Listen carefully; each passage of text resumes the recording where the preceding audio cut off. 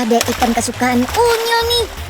Ikan juga bisa menjadi peluang usaha yang menguntungkan. Bukan hanya ikan untuk dikonsumsi saja ya. Ikan peliharaan pun bisa mendatangkan rezeki kalau kita kreatif. Langsung saja deh kita kepoin episode hari ini. Yuk kita kemon.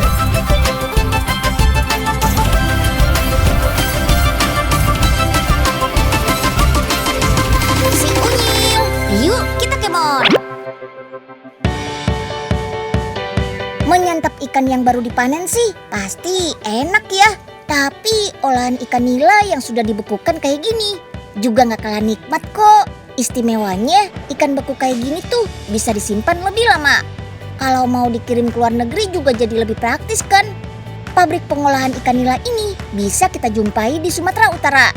Ikan nila yang digunakan berasal dari Danau Toba. Katanya nih ikan nila dari Danau Toba tuh memiliki kualitas terbaik di dunia loh. Oke deh, ikan nila yang sudah dewasa akan diproses di pabrik pengolahan ini untuk dijadikan file. Nah, biar daging file ikan nila putih bersih, darahnya harus dibersihkan menggunakan mesin nih. Namanya mesin bleeding. Dengan alat ini, ikan akan kehabisan darah dengan sendirinya. Kalau nggak pakai teknik ini, daging ikan akan memiliki serat-serat darah. Kalau ada serat darahnya, nggak bisa dijual deh. Di sini, ikan betina maupun jantan semuanya diolah. Tapi ukuran tubuh si ikan jantan memang lebih besar dibandingkan ikan betina. Dalam sehari pabrik ini bisa mengolah ikan sebanyak hampir 26 ton. 80%-nya ikan file ini dijual ke beberapa negara seperti Amerika, Singapura, hingga ke Eropa. Nah, untuk limbah tulang, kepala sama kulitnya nggak dibuang begitu saja loh. Sudah ada pengepulnya. Biasanya dibuat makanan juga tuh. Jadi nggak ada yang tersisa deh.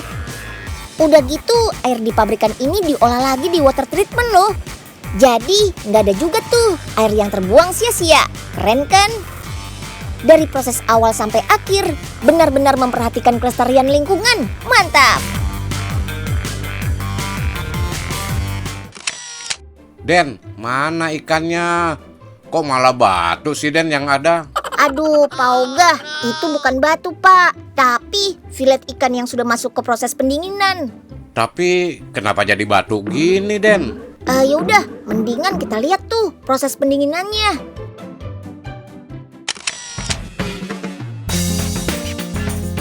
Nah, karena ikan sudah diolah dalam bentuk file dan akan dikirim ke negara-negara yang jaraknya jauh, maka ikan-ikan ini harus dibekukan.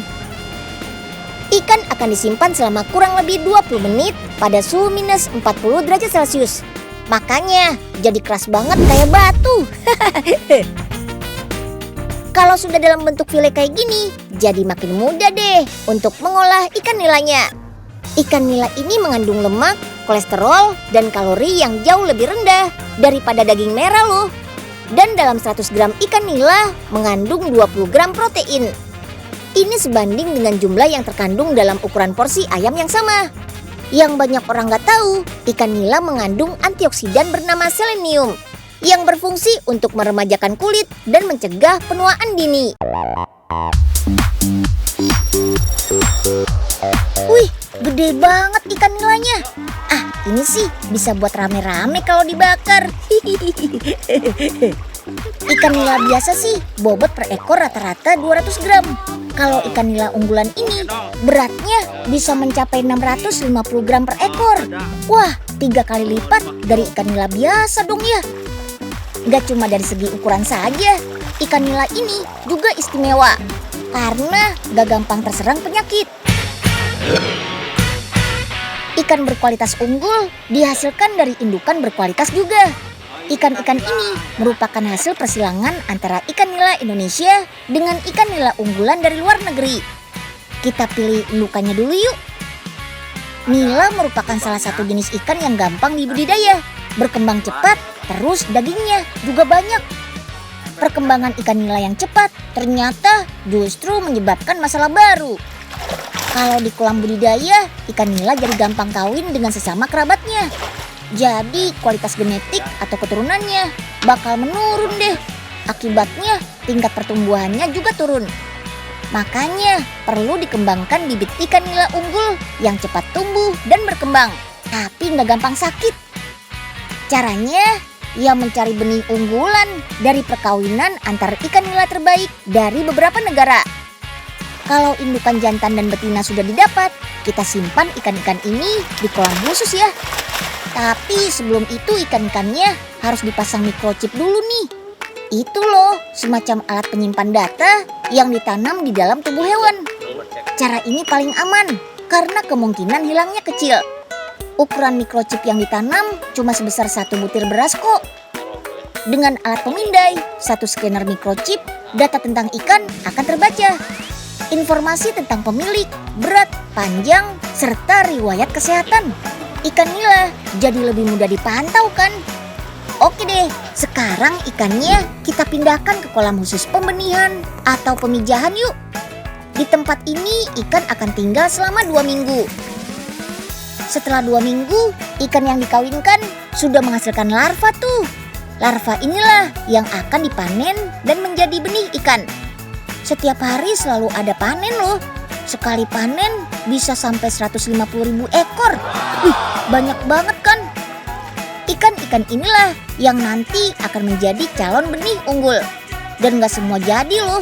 Dari 500-an ekor benih ikan, cuma sekitar 10 pasang saja yang terpilih. Nah, ini dia yang nantinya dinamakan nirwana, Nila Raswanayasa. Lanjut, larva yang sudah dipanen, kemudian dipindahkan ke kolam pembesaran larva selama 2 bulan. Nama prosesnya pendederan. Di kolam ini ikan dibiarkan sampai ukuran ibu jari orang dewasa. Ya kira-kira 8-12 cm panjangnya. Baru deh setelah itu dipindah lagi ke kolam pembesaran. Disinilah ikan indukan unggul dihasilkan. Calon indukan ini beratnya bisa mencapai 100 gram loh. Nah, indukan ini sudah dikirim ke 34 provinsi di Indonesia, bahkan sampai ke Filipina loh. Ikan nila hasil persilangan ini lebih baik dari ikan nila lainnya karena berasal dari indukan unggul. Hasilnya ya benih unggul dong. Kalau dibandingkan sama ikan nila biasa, ikan nila Wanayasa ini tumbuh lebih cepat. Dalam waktu 6 bulan, berat badan ikan bahkan bisa lebih dari 650 gram. Mantap kan? Wah, sudah ukurannya besar, cepat lagi panennya. Kalau sudah begini nih, Unyil yakin deh ikan nila ini bisa bersaing sama negara lain. Katanya di sini ikannya gede-gede dan bagus-bagus kualitasnya. Oga mau buktiin bener nggak nih? Waduh, kayaknya dapet nih.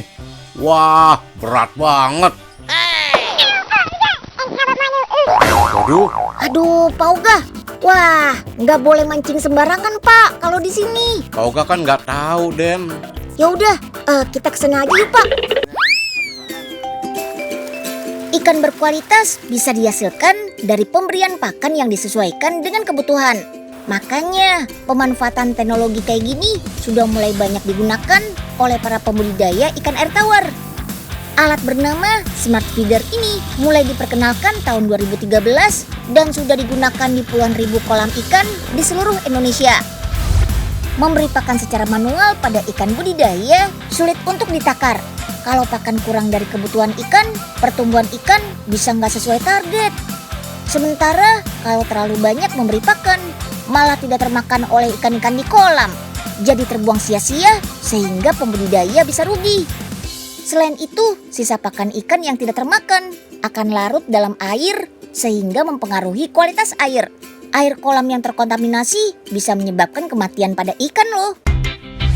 Penggunaan Smart Feeder ini juga gampang banget kok. Dari aplikasi di ponsel pintar, pembudidaya ikan tinggal memindai kode di alat pakan. Kalau ponsel dan Smart Feeder sudah terhubung lewat internet, tinggal diatur jadwal dan jumlah pakan yang akan ditebar. Jadi bisa disesuaikan dengan kebutuhan ikan dan target pembesaran ikan. Pengisian pakan ikan pada wadah berkapasitas 90 kg ini juga menyesuaikan dengan kebutuhan tiap kolam. Karena sudah terhubung dengan smartphone, pembudidaya bisa mengendalikan Smart Feeder dari jarak jauh. Nggak ada lagi deh alasan malas ngasih makan karena panas atau hujan. Smart feeder ini bisa menebar pakan hingga jangkauan 15 meter. Smart feeder merupakan hasil karya anak negeri yang mampu menghemat biaya operasional pembudidaya ikan hingga 20%.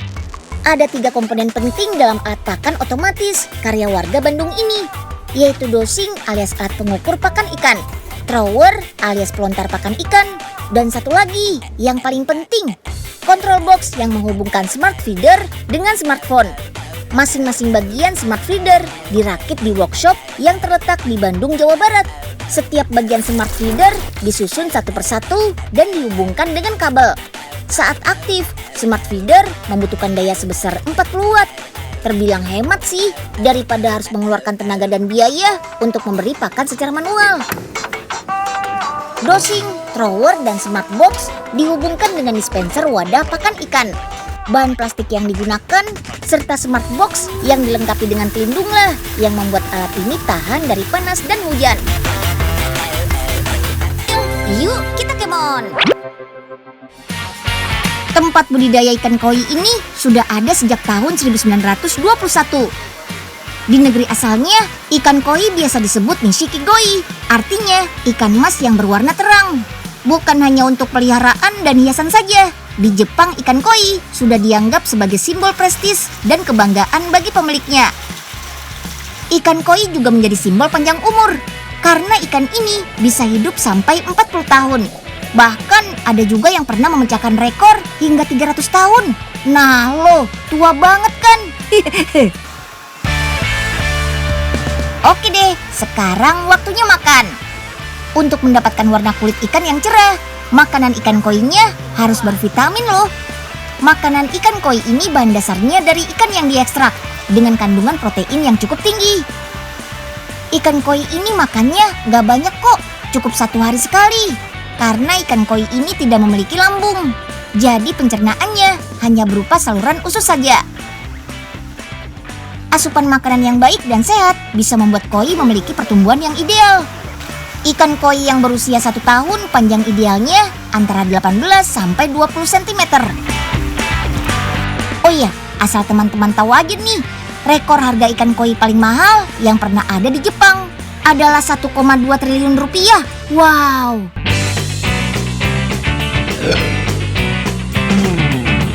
Wah, seru banget ya bisa menyelam di laut kayak gini. Ini bukan di dalam laut beneran kok, tapi aquascape. Seni menghias akuarium ini mulai diminati lagi sejak pandemi COVID-19. Selain melatih kreativitas, bisa mengurangi stres gitu deh. Halo Sobat Unyil, siapa yang hobi melihara ikan? Ya, kalau kita melihara ikan emang bisa bikin mood kita jadi lebih bagus dan juga bisa mempercantik dekorasi rumah. Salah satunya kita bisa bikin aquascape, yaitu ekosistem buatan yang isinya bisa dikasih kayu, batu, lumut, dan salah satunya kita bisa pelihara ikan gapi di dalamnya. Yuk kita mulai buat aquascape-nya. Pertama-tama kita bisa tempelkan lumut-lumut di sekitar kayu atau bebatuannya. Lalu taruh deh kayu dan batu ke dalam akuarium. Setelah itu kita pasang aerator di dalamnya. Di bagian atas kita lapisi busa sebagai filter. Di atas filter aerator bisa kita taburi obat atau pupuk untuk menyuburkan tanaman. Lanjut, bagian permukaan akuarium ditutup dengan kerikil dan pasir. Pastikan pasirnya sudah direndam air terlebih dahulu ya. Biar pas dikasih air, pasirnya gak ngambang. Terus kita hiasin deh dengan tanaman-tanaman lagi. Jadi makin seger kan? Ijo-ijo gitu deh. Akuarium siap diisi air nih. Jangan menggunakan air dari keran secara langsung ya. Soalnya air keran mengandung mineral yang gak bagus buat ekosistem di dalam aquascape. Air untuk aquascape harus yang sudah difilter dan diendapkan selama kurang lebih 3 hari. Nah, kalau sudah penuh, tinggal kita masukkan deh ikan hiasnya. Salah satu jenis yang diminati oleh penggemar aquascape adalah ikan gapi. Siapa sih yang gak gemes lihat ikan warna-warni dengan ekor berkibar-kibar kayak gini? Cantik ya. Ukuran ikan yang kecil memang pas banget untuk ditaruh di dalam ekosistem mini aquascape. Gak sulit kok membudidayakan ikan gapi ini. Kita intip aja Gapi Farm milik Pak Arif Sihabudin yang terletak di Karangsatria, Bekasi, Jawa Barat. Di dalam Gapi Farm ini terdapat ribuan ikan gapi dengan 30 jenis yang berbeda. Widih, banyak banget ya. Aslinya sih ikan gapi berasal dari Amerika Tengah dan Selatan. Ikan bernama Latin Poecilia reticulata ini diberi nama sesuai dengan nama penemunya, Robert John Lehmer Gapi. Gapi ini juga dijuluki rainbow fish karena warnanya beraneka ragam. Dilihat dari warnanya, gapi yang memiliki pencampuran dua warna disebut bicolor. Nah, kalau yang satu warna kayak gini termasuk jenis solid. Corak ikan gapi juga beda-beda loh. Ikan gapi yang motifnya mirip ular disebut snake skin. Kalau yang motifnya macan disebut leopard. Ada juga jenis yang bermotif mozaik. Kalau dilihat dari ekornya, ada jenis ikan gapi yang ekornya berjari-jari seperti ini. Namanya crown tail.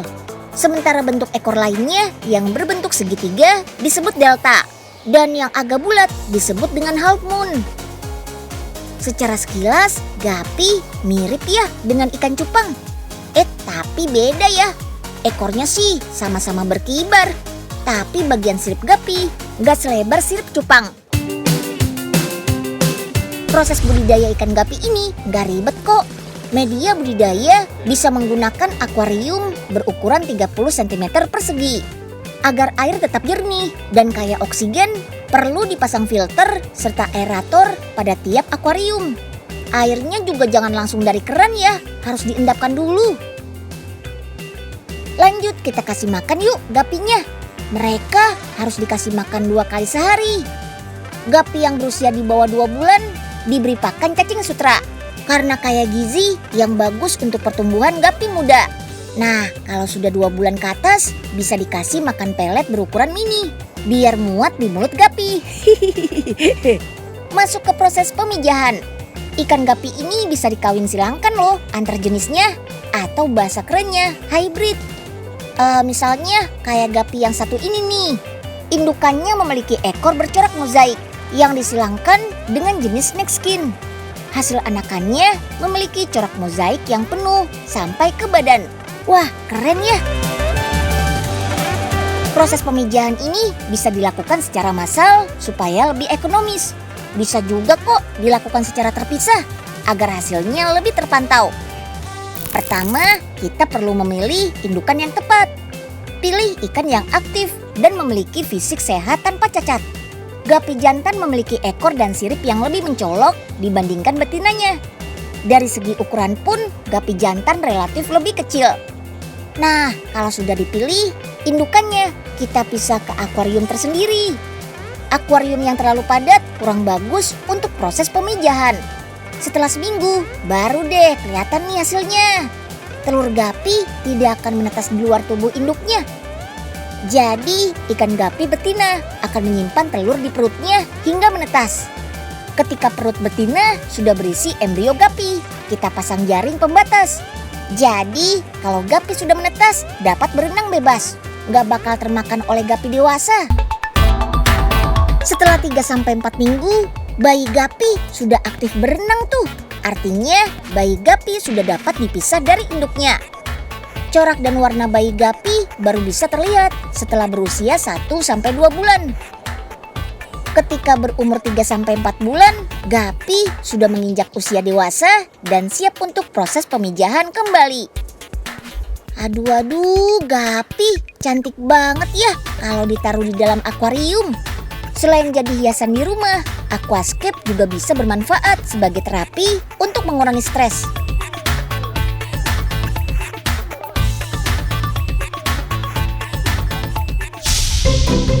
Nah, hari ini kita selesaikan tugas kita ya, Nyil? Iya, Mel. Pertama, kerjain tugas prakaryanya dulu yuk. Nyil, Melania lupa deh. Belum kasih makan yang di akuarium. Iya. Yuk, kita lanjutin lagi. Wah. Kelihatannya baru nih akuariumnya Melani. Oga mau lihat kayak apa sih ikan hiasnya? Aduh, sakit. Loh, Mel, Pak Oga, kenapa tuh dari jendela? Pak Oga kejepit kepiting Melani ternyata. Mana Pak Oga tahu Melani peliharanya kepiting. Apes lagi. Pak Oga sih ngobok-ngobok akuariumnya nggak pakai izin.